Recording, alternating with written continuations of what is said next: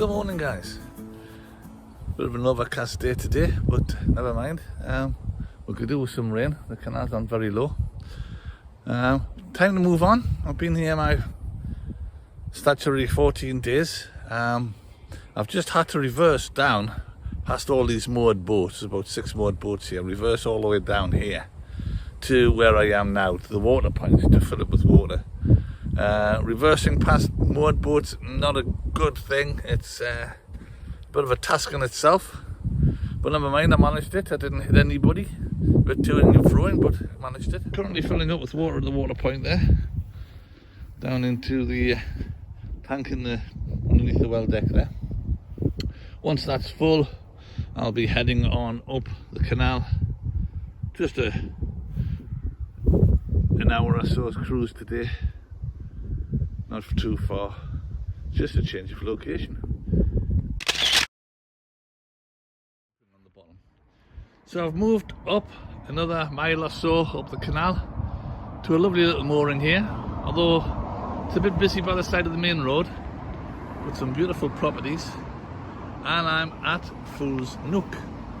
How did they get that name? Well, apparently that pub over there, which is now abandoned, is called the Fool's Nook pub. So I don't know whether the place is called Fool's Nook and they've named the pub after the place, or the place after the pub. I don't know. This is a swing bridge. It's been out of action for quite a while. It's all been rebuilt. It's all back in service now. Quite a busy little place for traffic, road traffic that is, but lovely and peaceful otherwise. I'm going to enjoy a couple of days here, and then it'll be time to move on again.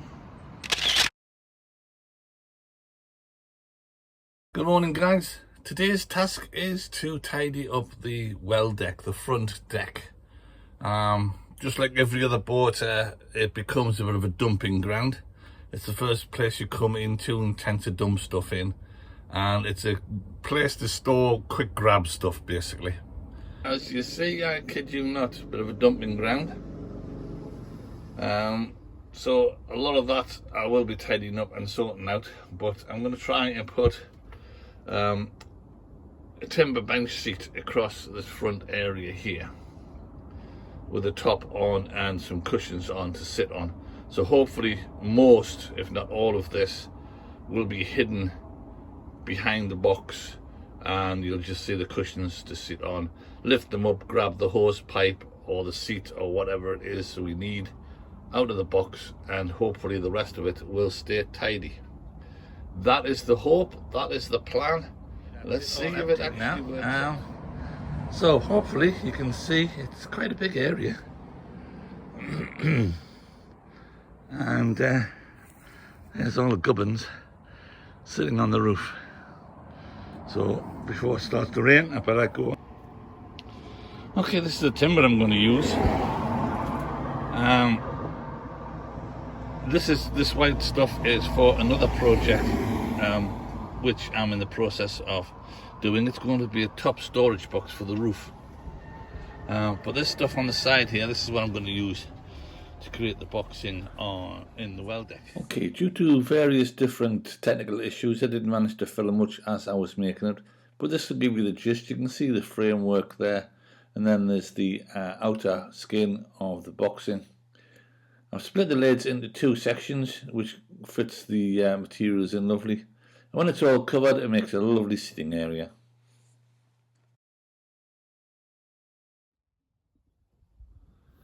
And a quick view of the rooftop box that was made.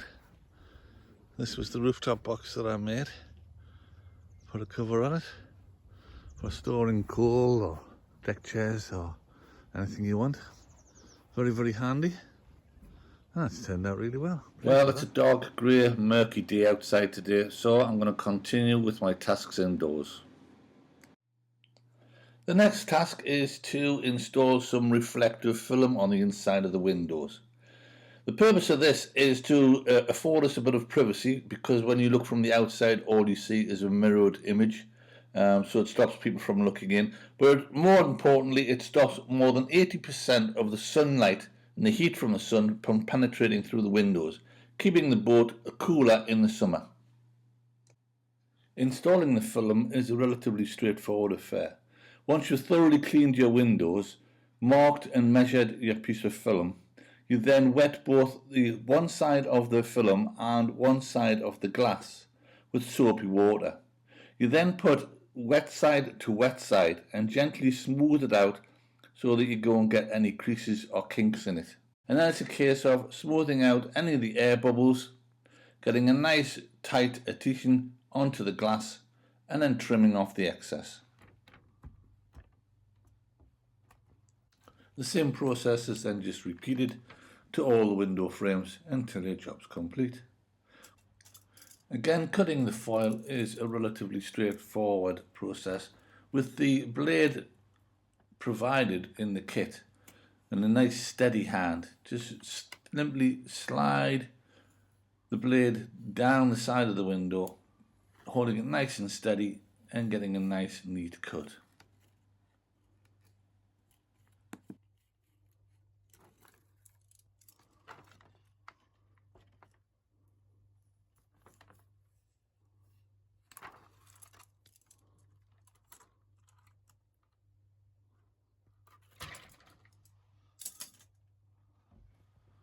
Following cutting off the excess, then just make sure that the edges are well and truly stuck down to the glass and all soapy bubbles are removed.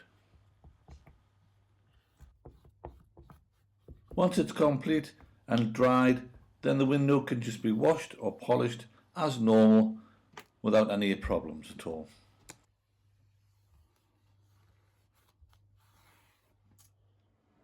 Oh, there we are. That's our job done.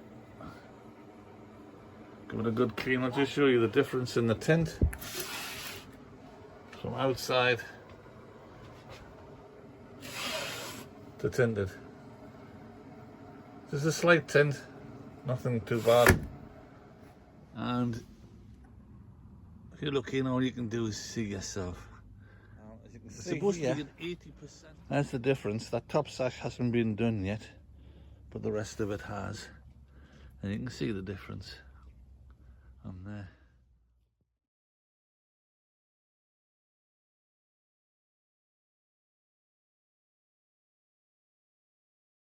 Well, hi guys. I'm back home again. I've come home a little break from the boat, and as always when I come home I like to have a little project on the go.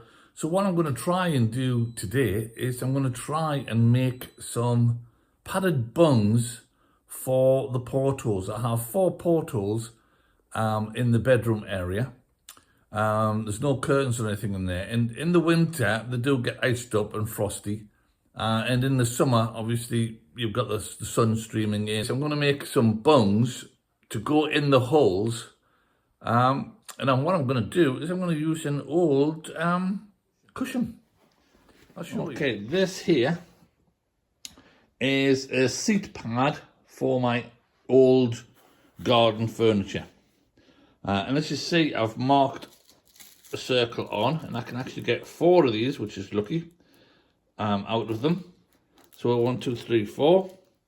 I've marked it around with pencil, and what I've decided to do is I've experimented slightly. I've got a sewing machine, and I've squeezed it underneath the sewing machine, and I've sewn a line all the way around the outside. Now the whole idea of that is to obviously to keep all the layers squished together, and then what I'll do is I'll cut just on the outside of that line, and hopefully I'll have a pad all stitched and won't fall apart. Okay, stage 2 is done.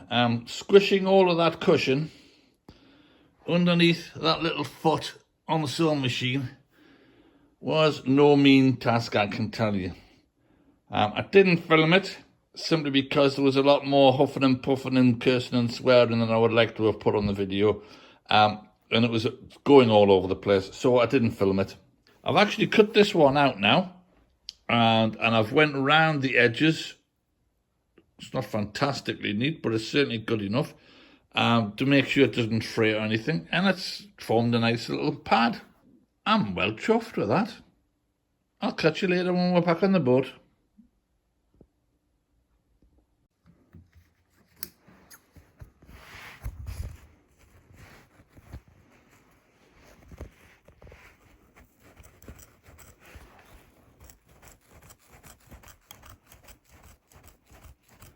By far the hardest part of this whole process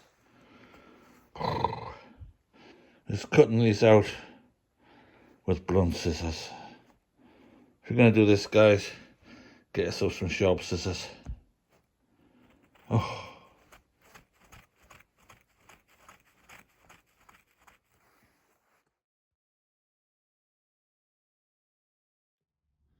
Okay, here we are in the boudoir. And if you remember, I've done some bungs. These little chaps here. These are the bungs that I made. I'm now back on the boat, and this is how they fit in the hole. Isn't that lovely? You just simply pop them out, and at night time you just pop them back in again, and that's quite good. Lets a little bit of light through still. It's not totally black in here, but it gives you a bit of privacy, stops the sun waking you up first thing in the morning, and stops anybody from looking in. So there we are. Another little job done. Spot on. Okay, time for a change of curtains. These ones were made from an old set of curtains that we had. It's a temporary job. We've served our time, 12 months have been up now. And it's time for them to come down, and I've bought some new ones. So let's crack on. Here's the curtains that I'm putting up. Tartan ones, nice. I have had to alter them for the length, which wasn't so much of a problem. I cut about 40 millimeters off the bottom and sort of hem up, and that's sorted them out.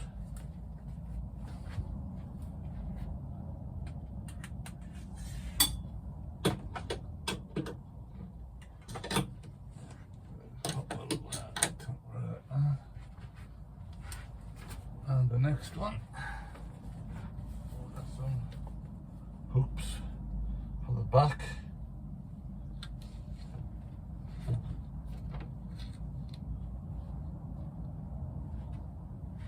There we are. One set of curtains done. That's what they look like when they're hanging. Nice and smart. Looking quite nice. But I did make some blinds. I'll just quickly show you the blinds I made. Okay, these are the windows that I made the roller blinds for. I went and bought a set of IKEA curtains. Just plain cotton curtains.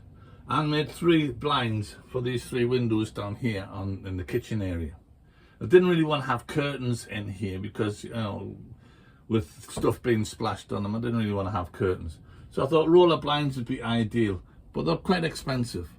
So I thought of a cheap, easy way of doing it, and I did it myself.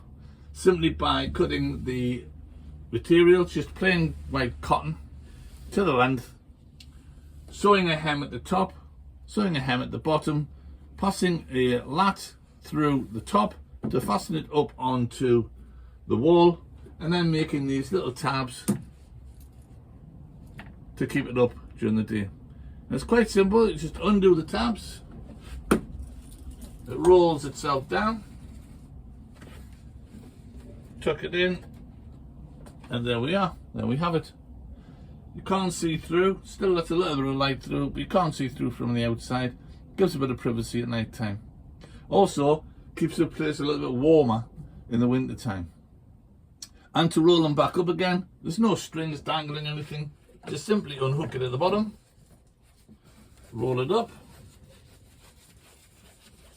2-minute job in the summer and in the mornings, and then just fasten it up with the tabs out the way. Nice and neat. Spot on. Enjoyed watching this video. Thanks for watching. Please don't forget to like, subscribe if you haven't already done so. It's completely free. And of course, leave me some comments. I love reading your comments and your suggestions. Catch you later.